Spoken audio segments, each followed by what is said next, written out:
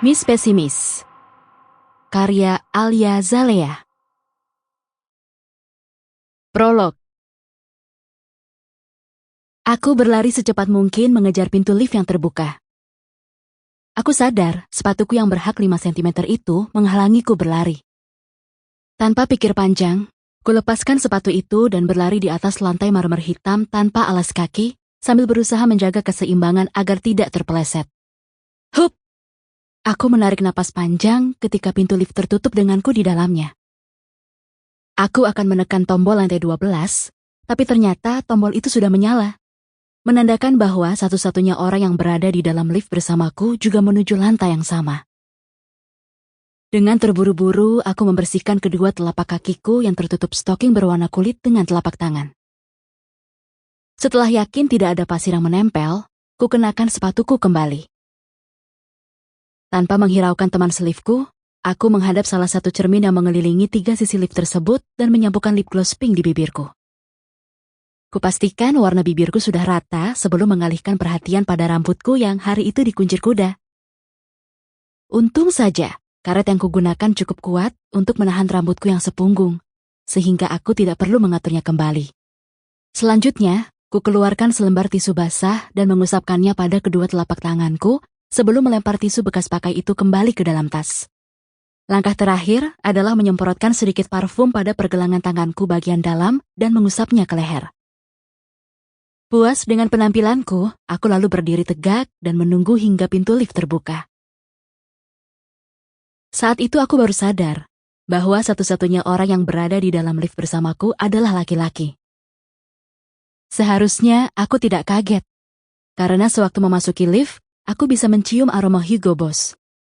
Tetapi, tetap saja aku sedikit terkejut karena setelah mengalihkan pandanganku dari sepatu, celana panjang dan kemejanya yang jelas-jelas tidak dibeli di Carrefour itu, ternyata wajah laki-laki tersebut terlihat seperti salah satu dewa Yunani. Ganteng abis. Lebih tepatnya, dewa Yunani yang super ganteng dan tampak agak jengkel. Ada kerutan di antara alisnya, sementara bibirnya tertutup rapat dan ujungnya tertarik ke bawah. Aku tidak tahu apa masalahnya, tapi untuk meringankan suasana, aku berkata, "Sorry, ini hari pertama saya kerja, dan saya agak terlambat." Aku yang tinggal di Amerika hampir separuh hidupku, masih harus membiasakan diri dengan keadaan jalan-jalan di Jakarta yang super padat dan tidak pernah bisa ditebak. Belum lagi aku masih agak kagok karena harus membawa mobil di sisi yang berlawanan daripada di Amerika. Di Jakarta ini, aku terpaksa menyetir mobil sendiri.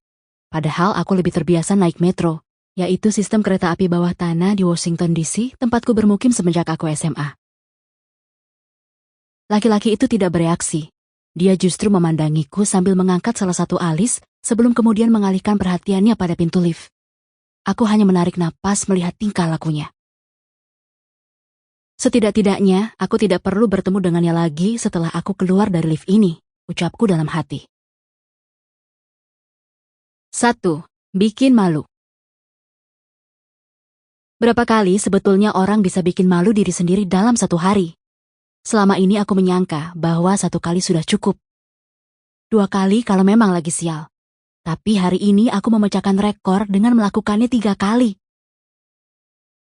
Ketika pintu lift terbuka pada lantai 12, laki-laki itu melangkahkan kakinya keluar dari lift bersamaan denganku.